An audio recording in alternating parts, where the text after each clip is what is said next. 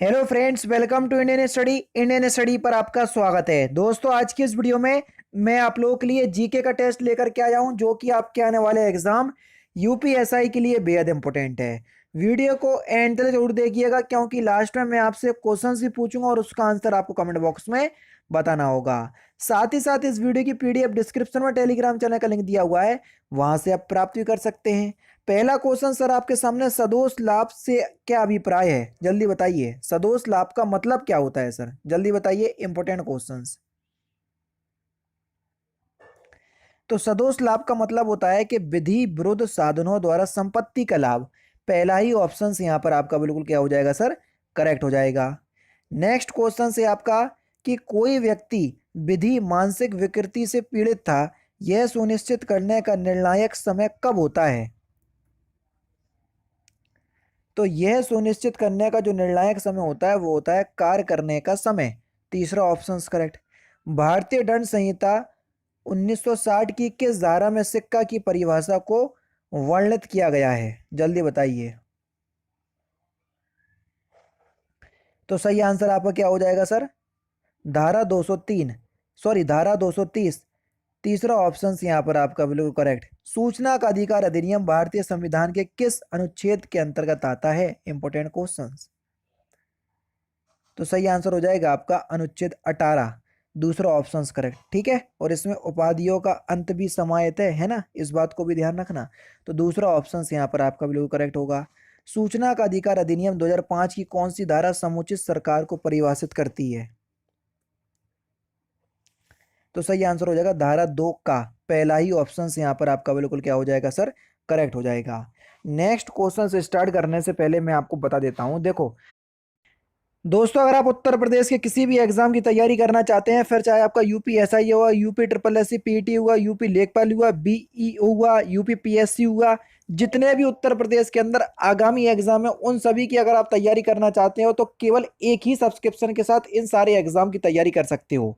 क्योंकि आप सभी लोग जानते हैं अनअकैडमी का जो सबसे अच्छी जो बात है वो यही है, किसी भी कैटेगरी के अंदर आपको सब्सक्रिप्शन परचेज करना है, उस कैटेगरी में जितने भी कोर्स चलाए जा रहे होंगे आप सभी को एक्सेस कर पाओगे। जैसे कि देखो, ये देख लीजिए दोस्तों, आपका लेखपाल का नया बैच आपका 22 अक्टूबर से स्टार्ट हो रहा। इसके लिए आपको अलग से पैसे नहीं देने हैं। जिन बच्चों ने पहले सब्सक्रिप्शन परचेस करके रखा है, तो वो बच्चे भी इस कोर्स में एनरोल कर पाएंगे। और अगर आप सब्सक्रिप्शन अभी परचेस करोगे तो ये सारे कोर्स आपको देखने को मिलेंगे यहाँ पर। 20 अक्टूबर से आपका यूपीपीएससी अगर 2022 को टारगेट मान करके तैयारी कर रहे हैं तो 20 अक्टूबर से ये वाला बैच स्टार्ट हो रहा है, इसमें भी आप एनरोल कर सकते हो। हर कोर्स के लिए आपको अलग से पैसे नहीं देने, एक बार आपने पैसे दे दिए आपका काम खत्म। आपका काम केवल और केवल स्टडी करने का, पढ़ाई करने का रह गया, बाकी सारे काम आपके अनअकैडमी के हैं।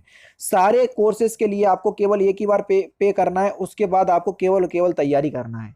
तो इससे अच्छा मौका आपको कहीं और नहीं मिलेगा और ना इन फ्यूचर मिल पाएगा। तो इसलिए मैं आपसे कह रहा हूं कि अगर आप सब्सक्रिप्शन परचेज करने की सोच रहे थे तो अभी परचेज कर लो, डिस्क्रिप्शन में लिंक दिया हुआ है। लेकिन परचेज करने के दौरान रेफरल कोड जो कि डिस्क्रिप्शन में लिखा हुआ है, इंडियन स्टडी अप्लाई कीजिएगा तो आपको इंस्टेंट 10% का डिस्काउंट भी प्राप्त हो जाएगा। अब देख लेते हैं नेक्स्ट क्वेश्चन। मोटरयान अधिनियम किस वर्ष लागू हुआ? जल्दी बताइए। तो मोटरयान अधिनियम किस वर्ष लागू हुआ? तो सही आंसर हो जाएगा 1989, यानी कि इस क्वेश्चन का दूसरा ऑप्शन बिल्कुल करेक्ट हो जाएगा। किसी व्यक्ति को लर्नर ड्राइविंग लाइसेंस बनवाने हेतु निम्नलिखित में से कौन सा दस्तावेज जमा करना आवश्यक है? तो मेडिकल सर्टिफिकेट, निवास प्रमाण पत्र, आयु प्रमाण पत्र, ये सभी। चौथा ऑप्शन करेक्ट है। वन्य जीव संरक्षण अधिनियम 1972 की किस धारा की धारा 2 की धारा उपधारा 1 में वर्णित पशु शब्द से क्या अभिप्राय है? तो पशु शब्द का मतलब है कि रेंगने वाले पशु, बिना रीढ़ वाले जंतुओं वाले पशु, पक्षी तथा स्तनधारी सभी। तो चौथा ऑप्शन करेक्ट हो जाएगा। यातायात के नियम आवश्यक हैं। तो यातायात के नियम जो हैं ये दुर्घटनाओं को रोकने के लिए आवश्यक हैं सर, पहला ऑप्शन करेक्ट। अनुसूचित जाति और अनुसूचित जनजाति के किसी व्यक्ति पर होने वाले अत्याचारों को रोकने के लिए कौन सा नियम बना है? तो सही आंसर हो जाएगा अनुसूचित जाति और अनुसूचित जनजाति अधिनियम, तीसरा ऑप्शन करेक्ट। संघ यानी कि केंद्र द्वारा वसूल किए गए निम्नलिखित करों में से वह कर कौन सा है जिसे राज्यों को नहीं सौंपा जा सकता है? तो सही आंसर हो जाएगा रेलवे, जलयान या वायुयान द्वारा ले जाए गए माल या यात्रियों पर सीमा कर, पहला ही ऑप्शन करेक्ट। नेक्स्ट क्वेश्चन से आपका कि भारतीय रिजर्व बैंक की स्थापना कब हुई? तो भारतीय रिजर्व बैंक की स्थापना 1 अप्रैल 1935 को हुई, चौथा ऑप्शन करेक्ट हो जाएगा। रक्त समूह बी का अर्थ क्या है? रक्त समूह बी का अर्थ है कि यह मनुष्य एंटीजन बी के लिए एंटीबॉडी उत्पन्न नहीं करता, दूसरा ऑप्शन करेक्ट। किस देश के वैज्ञानिक ने अंटार्कटिका की चट्टानों की परत का अब तक सबसे विस्तृत नक्शा यानी कि बेड मैप बनाया? तो सही आंसर हो जाएगा इंग्लैंड, दूसरा ऑप्शन करेक्ट। क्योटो संधि में कार्बन उत्सर्जन की बाध्यता से किन दो देशों को छूट मिली है? तो सही आंसर हो जाएगा भारत और चीन, दूसरा ऑप्शन करेक्ट। देव आनंद को किस नाम से जाना जाता था?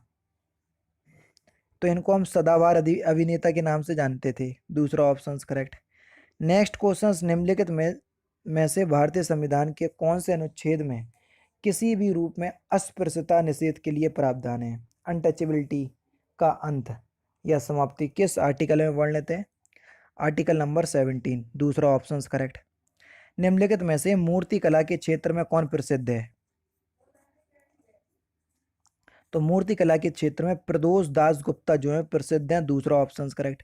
रवल के वर्गीकरण के लिए उसमें मिलाया जाता है, तो रबड़ के वल्कनीकरण के लिए उसमें क्या मिलाया जाता है?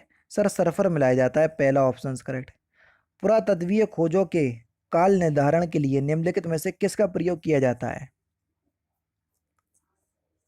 तो हम कार्बन 14 का प्रयोग करते हैं सर, दूसरा ऑप्शन करेक्ट। निम्नलिखित में से कौन सा एक नृत्य का शास्त्रीय रूप है? तो सही आंसर हो जाएगा ओडिसी, तीसरा ऑप्शन करेक्ट। सैक यानी कि लाइकेन है, तो लाइकेन जो है वो एक सहजीवी है, चौथा option correct. Next questions, Bharat में परमाणु उपभोग के स्तर में वृद्धि के कारण एक कौन सा भावी परिणाम होने वाला है? तो सही आंसर हो जाएगा भविष्य में अधिक आर्थिक विकास, तीसरा ऑप्शन यहाँ पर आपका बिल्कुल करेक्ट हो जाएगा। हड्डी का प्रयोग उर्वरक के रूप में किया जाता है क्योंकि इसमें पौधा पोषक तत्व होता है, तो सही आंसर होगा फॉस्फोरस, दूसरा ऑप्शन करेक्ट। विश्व व्यापार संगठन WTO शुरू किया गया कब? तो सही आंसर हो जाएगा ये 1995 में शुरू किया गया, तीसरा ऑप्शन करेक्ट। किसने कहा था देशभक्ति धर्म है और धर्म भारत के लिए प्यार है? ये किसने कहा था? तो ये आचार्य विनोबा भावे ने कहा था, चौथा ऑप्शन करेक्ट। नृत्य के मोहिनी अट्टम रूप का विकास कहाँ हुआ था? जल्दी बताइए सर। तो सही आंसर हो जाएगा केरल में, दूसरा ऑप्शन यहाँ पर आपका बिल्कुल करेक्ट हो जाएगा। सामान्यतः प्रयोग किया जाने वाला मसाला लौंग प्राप्त होता है कहाँ से? तो आप सभी लोग जानते हैं जो लौंग है जो मसाले के रूप में हम प्रयोग करते हैं वो पुष्प कली यानी कि फूल की कली से प्राप्त होता है, चौथा ऑप्शन करेक्ट। कृषि आयकर फिल इन द ब्लैंक्स के राजस्व का स्रोत है,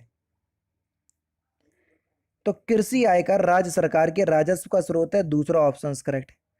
परवलयिक दर्पणों का प्रयोग किया जाता है, तो परवलयिक दर्पणों का जो प्रयोग है कार की हेडलाइटों में किया जाता है, पहला ऑप्शन यहाँ पर आपका बिल्कुल करेक्ट हो जाएगा। टेस्ट ट्यूब बेबी का अर्थ क्या होता है? जल्दी बताइए। तो टेस्ट ट्यूब बेबी का अर्थ होता है कि पात्र निषेचन और या यानी कि पात्र निषेचन में होगा और फिर गर्भाशय में प्रत्यारोपण होगा, यानी कि इस क्वेश्चन का चौथा ऑप्शन करेक्ट। नेक्स्ट क्वेश्चन से आपका है कि उत्पादन फलन का अभिप्राय क्या है? तो उत्पादन फलन का अभिप्राय है कि भौतिक आगत और भौतिक निर्गत के बीच का संबंध, दूसरा ऑप्शन करेक्ट। शिशु लिंग किसके गुणसूत्र योगदान पर निर्भर करता है? तो ये करता है पिता के, पहला ही ऑप्शन करेक्ट। पोलियो का विषाणु यानी कि वायरस शरीर के किस प्रकार प्रवेश करता है? शरीर में किस प्रकार प्रवेश करता है? तो ये किस माध्यम से करता है आप सभी लोग जानते हैं, संदूषित खाद्य और पानी से, है ना, तीसरा ऑप्शन यहाँ पर आपका बिल्कुल करेक्ट हो जाएगा। नेक्स्ट क्वेश्चन, यदि किसी व्यक्ति को बंदूक की गोली लगने पर उसके शरीर से सभी गोलियां नहीं निकाली जाती हैं तो निम्नलिखित में से किस कारण उसके शरीर में जहर फैल जाएगा? तो सही आंसर हो जाएगा सीसा, दूसरा ऑप्शन करेक्ट। यसत लेवन यानी कि गैल्वनाइजेशन क्या होता है? तो गैल्वनाइजेशन में लोहे पर जस्ता चढ़ाया जाता है, पहला ऑप्शन करेक्ट।